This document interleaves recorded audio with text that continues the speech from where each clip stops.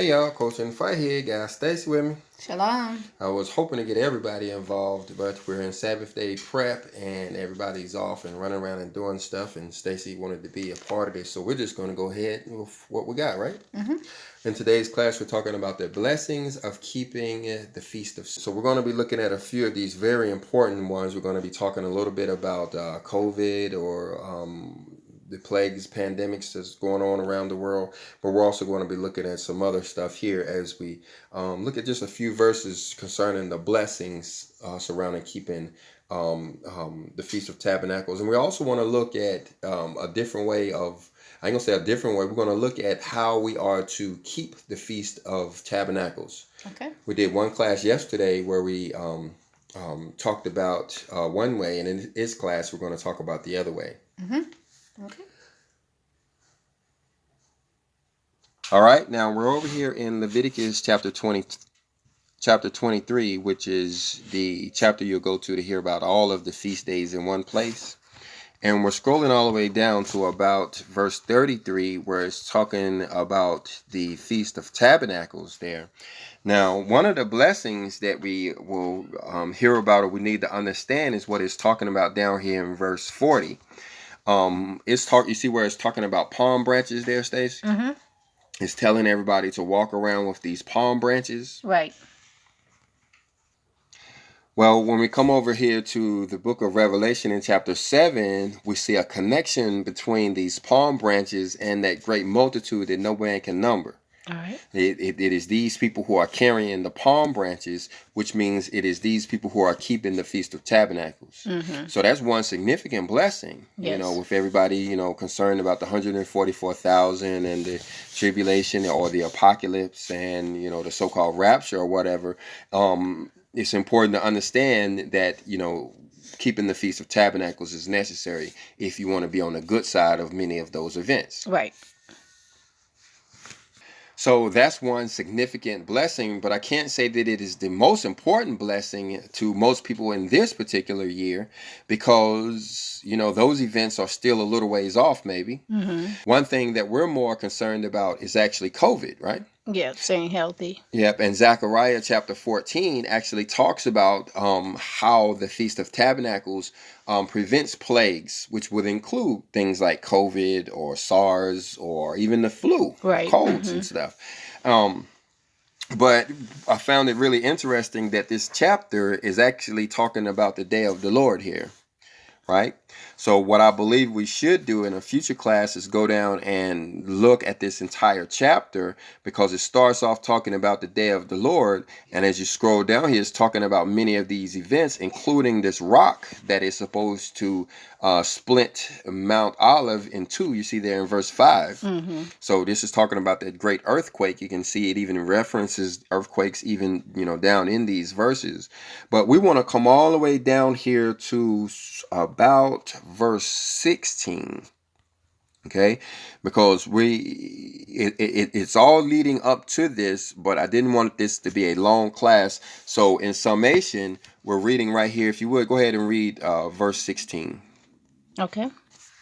And it shall come to pass that everyone that is left of all the nations which came against Jerusalem shall even go up from year to year to worship the King, the Lord of hosts, and to keep the Feast of Tabernacles. Now, I'm not sure if I'm off track with this, but if I'm looking at the chronology of based on what I'm seeing in these verses, we have the day of the Lord first, and then we have these people who used to be against Jerusalem, all of a sudden are now coming up to keep the feast, Mm-hmm. right? And like I said, you can read this entire chapter to get more details.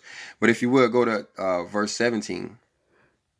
And it shall be that whoso will not come up of all the families of the earth unto Jerusalem to worship the King, the Lord of hosts, even upon them shall be no rain. So here we see a blessing associated with this feast. Yes. What is that? You're talking about the blessing of having rain? The rain, Mm-hmm. right? So remember, these are harvest day festivals. This is how these people get their food and their clothing that they've been promised. And so rain is necessary. Yep. Right? In order to grow crops, you have to have the rain, the water, yes. Yeah, so you could think a lot of farmers have failed because maybe they didn't keep the Feast of Tabernacles. Mm-hmm. Okay, so, but look at verse 18. And if the family of Egypt go not up, and come not, that have no rain, there shall be the plague, wherewith the Lord will smite the heathen that come not up to the Feast of Tabernacles. So even those who used to be coming against Jerusalem are now keeping the feast. And if they don't, they will be smited with the plague. So is this saying that even the heathen or have the opportunity to come up to the feast? Yeah. See, the Father has no respect of person. Right. It ain't about, your bloodline or anything like that. What it really boils down to is whether or not you keep these feasts or not. Mm-hmm. You have to remember that they are a part of the covenant. You have the statute, the judgments, and the commandments. Well, most of us are not breaking commandments because, we don't particularly like stealing or adultery or, disrespecting our parents or whatever. And not many of us find ourselves in those judgment situations either. But when it comes to the statutes, those are due commands, things that we have to do, and so now we have to take action, like you're out there putting up tents, getting ready for Sabbath day kind of actions. And those are the ones that get us in trouble. So let me ask you this question. There are many, probably the majority of the listeners who are not farmers, who do not receive their food, straight out of the ground as we do. Who are they able to say, well, I don't need the rain, so do I need to keep the Feast of Tabernacles? Is it actually talking about, well, I know it's talking about rain because that applied to back then, but can we use rain for other things too? Okay, well, that's two different questions. To answer the second one first, you have to remember that rain is also a symbol of blessings. Right. Rain and blessings go the same thing, right? So you may not be getting your crops in the form of, vegetation that you're picking, but you're getting them in some form, whether it's down at the job site or wherever. You still need these blessings in order to get a significant harvest, one that you can keep and, make useful. But the other part of your question, I believe, leads us to what we were referring to about what it is that we're supposed to do on this day, right? We gave the class yesterday, which, like we said, went on into the details down here in Leviticus chapter 23, including verse 40 and on, where it's talking about sleeping in booths and such.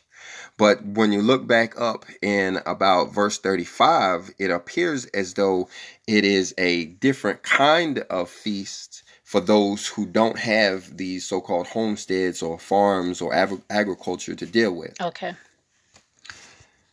Well, let's just look at this first, because you see right here where it's in verse 34, it's telling them to tell us about the 15th day festival. Right.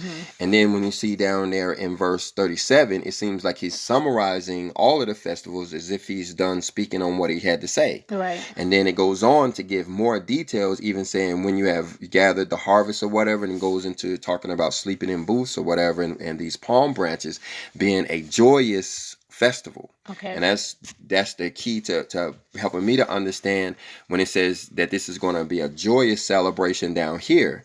But when you come back up in verse 36, I believe it's talking about a solemn occasion. Yeah. So it's actually opposite. Right. So it appears as though these are the people who are still in the apartments or still in the cities, how they would celebrate, opposed to those who are in the fields or the wilderness. Okay.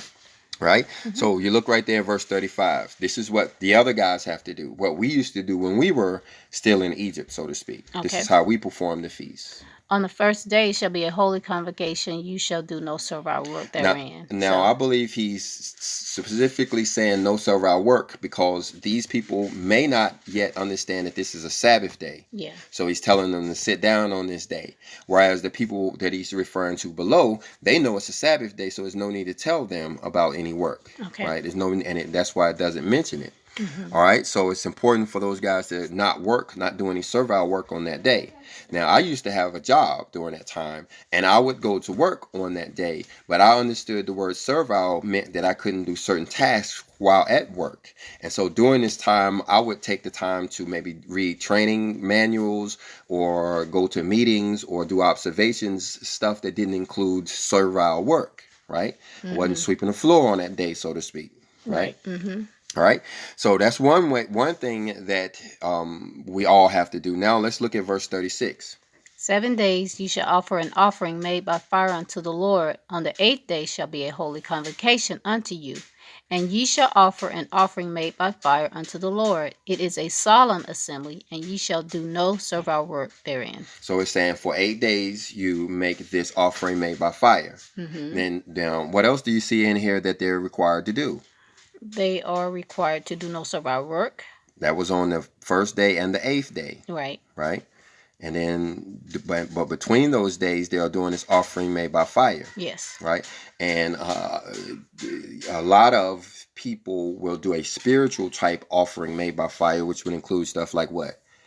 Prayer, reading the Bible, meditating.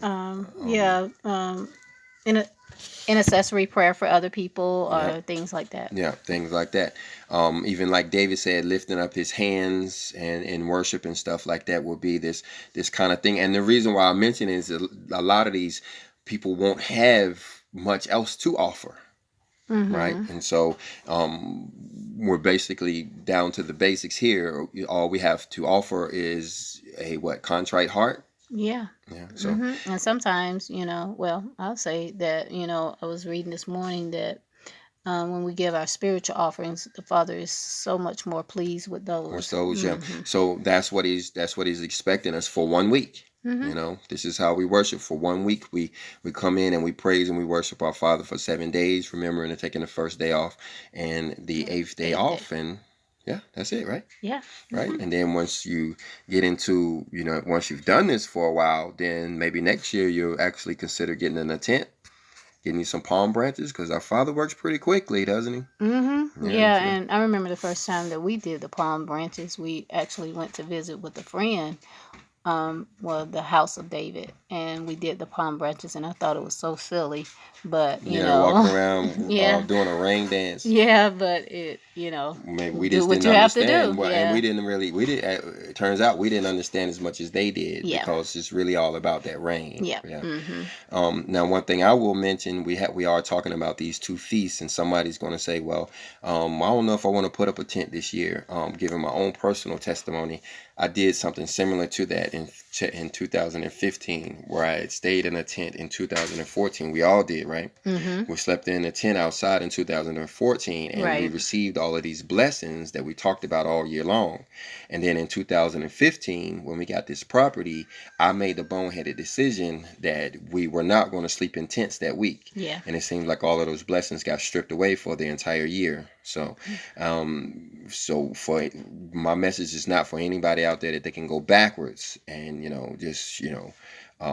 don't worry about the booths and the tents. No, do not do that. Those are for the people who are just starting out, you can do it in your backyard. You can even do it inside your house. Yeah, we've been talking about that in the last video. People were chiming in, how people are making tents on the tables and stuff. But yeah. So do what you can. Remember, it's the thought that counts. Everybody, it's a progression. Everybody does it wrong at first, and it's second, and the third time we do it wrong, and the fourth and the fifth, and the sixth. I mean, what time because it's mostly about our heart and our spirits and the Father. Learning. Yeah, and the Father sees that. Yeah. So much more than the actual booth. Those are important too, but the spirit behind it. Well, Paul, yeah, they are important, but you have to remember why they're important. Because after the so-called day of the Lord that we was reading about in Zechariah chapter 14, everybody's going to have to be in these so-called booths, whether they be tents or something you put together yourself, because that earthquake promises to shake down every building, every wall on the planet. So that's why our Father is helping us get prepared for this day when our luxury home is going to be destroyed. Yeah. So, all right, with that, we're going to go ahead and close this video out. If you got anything out of it, please hit the like button. If you didn't, please hit the dislike button and leave us a comment. And happy tabernacles and shalom.